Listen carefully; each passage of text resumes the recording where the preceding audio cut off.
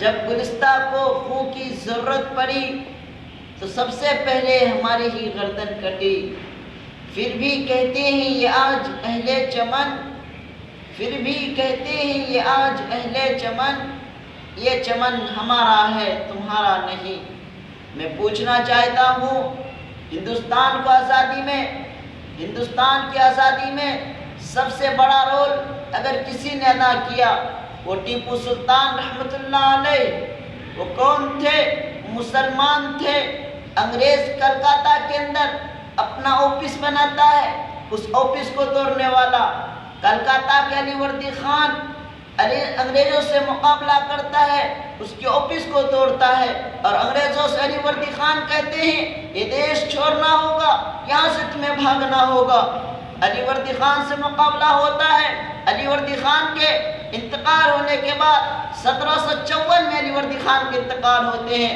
1754 میں علی وردی خان کے انتقال ہونے کے بعد علی وردی خان کے نواب سراج الدولہ انگریز کے مقابلہ کرتے ہیں۔ نواب سراج الدولہ کے انتقال ہونے کے بعد 1757 میں ٹیپو سلطان رحمۃ اللہ علیہ 1799 میں ٹیپو سلطان رحمۃ اللہ علیہ انگریز کے مقابلے میں کھڑے ہوتے ہیں، انگریز سے لڑتے ہیں۔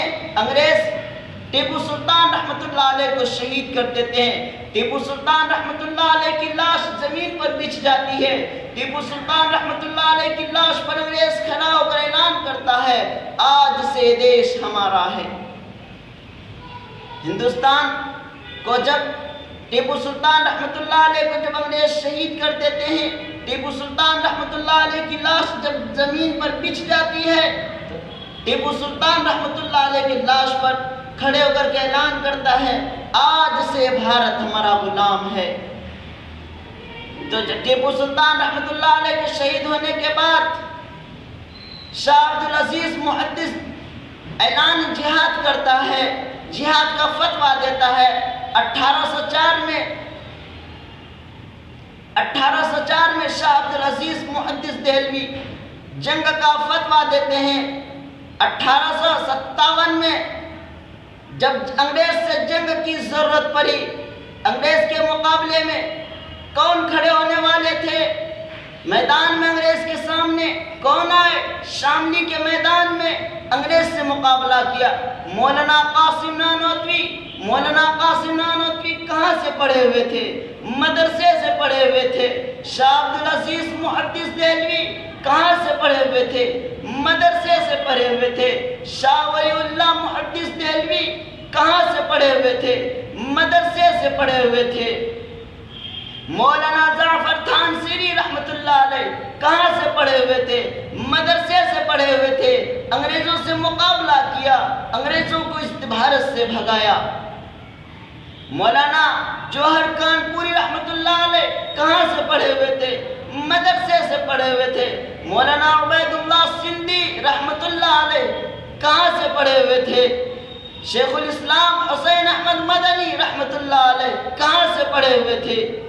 حافظ ضامن شہید رحمۃ اللہ علیہ کہاں سے پڑھے ہوئے تھے؟ مدرسے سے پڑھے ہوئے تھے۔ حضرت مولانا عبدالرشید گنگوہی رحمۃ اللہ علیہ کہاں سے پڑھے ہوئے تھے؟ مدرسے سے پڑھے ہوئے تھے۔ حضرت مولانا احمد رضا خان بریلوی کہاں سے پڑھے ہوئے تھے؟ مدرسے سے پڑھے ہوئے تھے۔ سید احمد شہید رحمۃ اللہ علیہ، شاہ اسماعیل شہید رحمۃ اللہ علیہ انگریز سے مقابلہ کرنے کے لیے بالا کوٹ گئے تھے، انگریز کے خلاف بولنے کے لیے۔ آج مسلمانوں سے چڑھنے والوں ٹوپی اور داڑھی دیکھ کر چڑھتے ہیں کہ مسلمانوں کی کیا قربانی ہے۔ ایک طرف اگر بھگت سنگھ کو پھانسی کے پھندے میں لٹکایا جاتا ہے تو آپ دیکھتے نہیں ہیں دوسری طرف اشفاق اللہ خان کے جسم کے 2 ٹکڑے کر دیے جاتے ہیں۔ آپ تاریخ کو کیوں بھول جاتے ہیں؟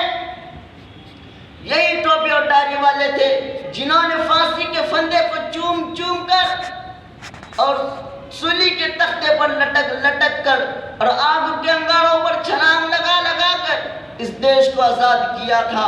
یہی ٹوپی اور داڑھی والے تھے جنہوں نے یہاں کی سمپتی کو بچانے کے لیے، یہاں کی عزت کو بچانے کے لیے، یہاں کی دولت کو بچانے کے لیے انگریزوں سے مقابلہ کیا، اپنے گردنوں کو جدا کیا۔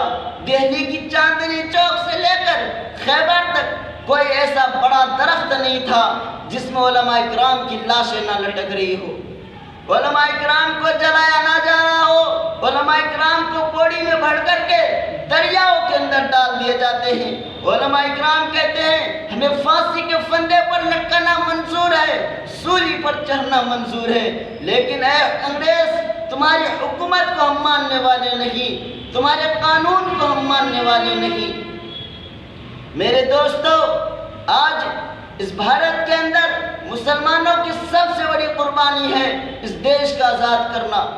مسلمان ٹیپو سلطان رحمۃ اللہ علیہ، شاہ عبد العزیز محدث دہلوی رحمۃ اللہ علیہ، اگر سب سے بڑا رول ہندوستان کو آزاد کرنے میں سب سے بڑا رول ٹیپو سلطان رحمۃ اللہ علیہ نے ادا کیا، شاہ عبد العزیز محدث دہلوی نے ادا کیا۔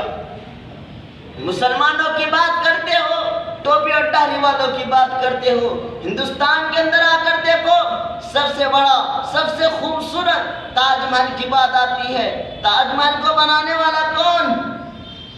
تاج محل کو بنانے والا شاہ جہاں بادشاہ کون تھا؟ مسلمان۔ لال قلعہ پر سب سے پہلے جھنڈا لہرانے والے کون؟ شیخ شاہنواز، مسلمان۔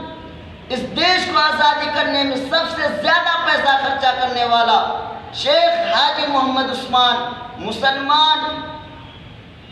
ہندوستان کا جو جھنڈا ہے، جو ترنگا ہے، اس کی ڈیزائن دینے والی مسلم خاتون، اس کی نام بی بی ثریا طیب جی، اس کی ڈیزائن کرتی ہے، وہ ڈیزائن دینے والی بھی مسلم خاتون ہے۔ سارے جہاں سے اچھا جو ہم پڑھتے ہیں 26 جنوری میں، تو اس کو لکھنے والا کون؟ علامہ اقبال رحمۃ اللہ علیہ، یہ بھی مسلمان تھے۔ آج مسلمانوں کو نکالنے کی بات کرتے ہو، یہ عظمت باطل دھوکہ ہے، یہ شوکت باطل کچھ بھی نہیں، مٹی کے کھلونے ہیں یہ سارے، یہ ظلم کے لشکر کچھ بھی نہیں۔ اللہ سے ڈرنے والوں کو طاقت سے ڈرانا مشکل ہے، جب خوف خدا ہو دل میں تو یہ کیسر و کسرا کچھ بھی نہیں۔ افسوس ہے پھر آزادی پر، اسلام اگر دستور نہیں، قرآن اگر منظور نہیں، پھر افسوس ہے اس آزادی پر، یہ ملک و ملت کچھ بھی نہیں۔ میں اپنی باتوں کی پر ختم کرتا ہوں۔ وآخر دعوانا